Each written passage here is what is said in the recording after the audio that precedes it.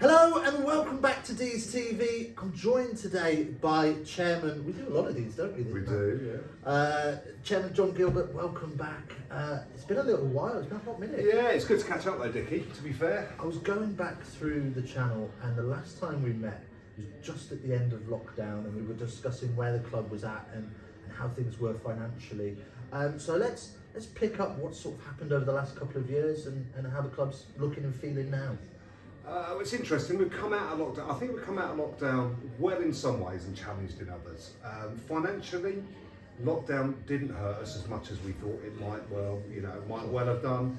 So we've come out in a good position. We've still got money sitting in the council. We're at the point of developing new plans to actually deal with the clubhouse. We've appointed architects, we've had mechanical and engineering surveys done, and we've actually got a meeting about that next week. So some really exciting plans that when we've honed them, we'll give to the membership overall and ask them about their views, about what they want to do, building on the survey that we did earlier on. That worked really well. I think it was really challenging coming out of COVID for the players. Yeah. I think wives got into their husbands or girlfriends into their boyfriends, shall we say. You're not wrong. And actually playing sport became a lot more challenging, and I think we're not the only ones, you know, as a team and as a club to be affected like that. So I think that side, the playing side, has been really challenging. Initially, you know, we got promoted in 21-22 season, did really, really well. And then the RFU did a restructure so we could play more local fixtures. And those local fixtures really didn't materialise, Dickie. We saw us travelling all over, realistically, the East Midlands. And unfortunately the season didn't work out like we'd planned, because actually we had a longer injury list than I've ever experienced at this club, you know, so that challenged us. Yeah, I think you know, knowing the extent of the injury list, I think at one point it was up to 36 or something ridiculous like that. I think that's a longer injury list than any club's experienced in quite some time. Okay, in terms of that difficult season that we've just come off the back of, we're looking now to a new future. We've had a little bit of a change in direction. Talk to me a little bit about the motivations of that and you know where we're looking to go in the next couple of years. Yeah, I mean, don't get me wrong, I think the coaching team that we've had have done an absolutely fantastic job under very, very challenging circumstances. But I think, realistically, all clubs at the moment are swimming against the tide a little bit. You know what's happening in the major media around the issue of contact. That's a real issue for the RFU at the moment. One, I don't think they got right the first time round. I think it scared schools off, basically, because I think unless you've got a proper people with rugby knowledge and experience, they're not going to teach the tackle, they're not going to teach the contact. And I'm actually hearing, you know, that they're shying away and doing touch rugby. We're really lucky here at Dees. We've got Will Wheeler, the local schools games officer. Yeah. We can use Will, you know, to get into those schools and get involved and try and lead in terms of that agenda. But I think it's put the sport on the back foot a little bit. That's going to affect the throughput and the ability to recruit and actually put people through in terms of, you know, the future and the teams. But I'm also worried, and I know we've spoken about it before, about Luton are still very much on the horizon, about moving, you know, within our area of expertise. And, you know, I think, you know, I've been thinking, what more can we do realistically? Change, can we deliver, you know, as much as we can to make ourselves the most exciting club that we could be and try and realise some of this. And that's really what's drove a lot of the change. To be fair, with the new appointment of our director of rugby. Yeah, let's get on to Reese. Just spoken to him previously. We've had a really good catch up, and an interesting chap that he is indeed. How did that come about? Obviously we know Reese. Reese started at this club, you know, and a long history and affinity through his dad, Ian, you know, etc. We know his pedigree, we know where he's been. Ironically, it started off as a conversation around some guest coaching. That's all it started off as. Yeah.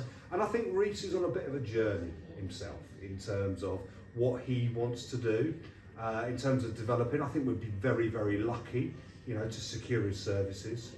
I'm also maybe, Dickie, not under any illusions, this might be a stepping stone for him as well.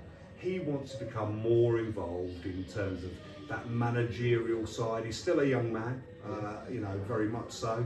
So I think this is an ability for him to cut his teeth in relation to new challenges, and I think we're very lucky to be able to do that. And I know now, Dickie, if I didn't grab hold of him when we did, someone else would have snapped him up, and that was my motivation, basically.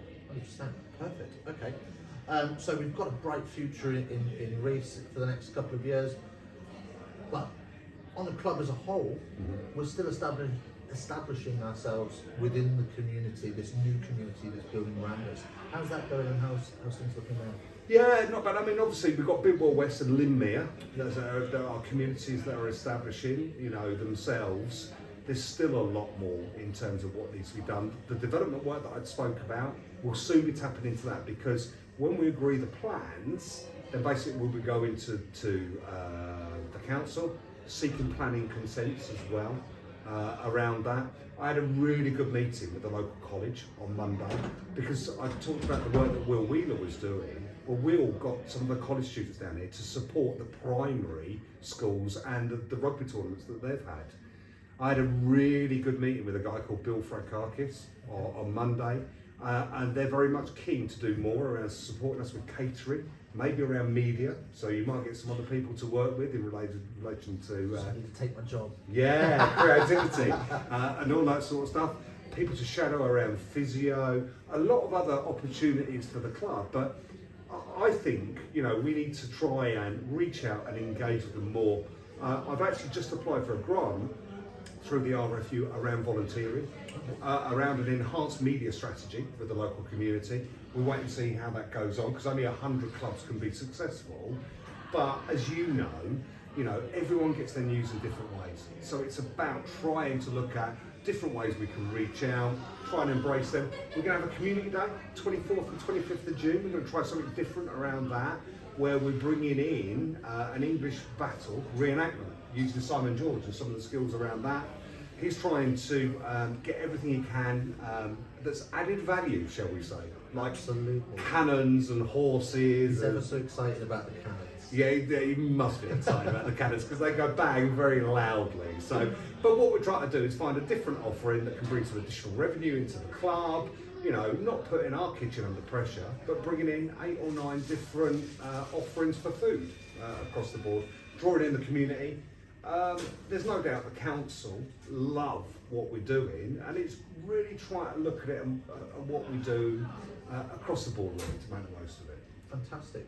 So there's lots and lots of stuff going on. Yeah. There's lots and lots of work that needs to be done. Yeah, unfortunately, yeah. How can our membership help and support, and what Okay. ways can they get in touch to do that? Okay, look, I realise, you know, a lot of what we do, you know, is done for free by people at Goodwill. I love people that can step up and volunteer. My vision is that we get a lot of people doing a little bit. And doing that little bit makes a huge difference in terms of the way that the overall club can run and actually what we can achieve. So the more people get coming forward to do something to help our kids develop, you know, to make it, you know, this hub that everyone wants to come to, then I'd really, really welcome. You know, there's some key skills, you know, we've got a membership of 500 plus people, you know, so there's some key skills that are out there. Sure. And I'd love to be able to work with some of these people, because it's everybody's club. It's not just, you know, one person's vision about the way it's going to go. We should be delivering on what people want. Fantastic. I think that's a great way to end. Okay. So there you have it, folks. Another exciting changing room chat with Mr. Gilbert. Lots and lots of fantastic stuff coming up. So do stick around and hit that like and subscribe button as well while you're at it. Thank you. Cheers. Cheers.